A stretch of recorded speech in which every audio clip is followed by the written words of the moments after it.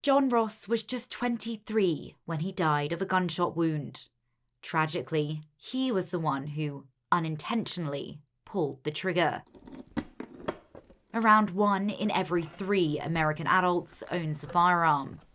And every year, hundreds of people die from accidental gun injuries.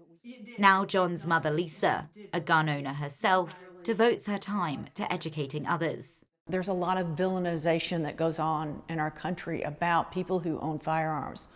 I don't judge them. I'm not going to villainize them.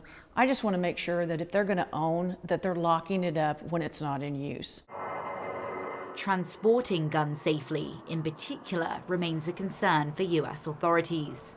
In order to fly, firearms must be unloaded, locked, declared to staff, and stored in checked luggage.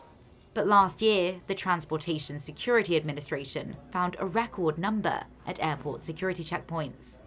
The government agency says numbers are higher in states with more lenient firearm laws. And it could be that they're so accustomed to having their firearms with them at all times that they assume that they can bring them to the airport. A responsible gun owner should know where their firearm is at all times. Guns are big business in the US. They're also one of the country's most divisive issues.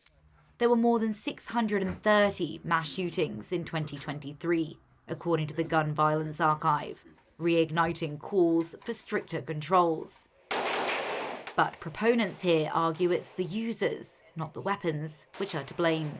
In the United States, we have a constitution, and the first one, you have that freedom of speech. And then the second one is, you can actually protect that freedom of speech with a firearm, the Second Amendment. America is founded on firearms. We're founded on defending America with firearms.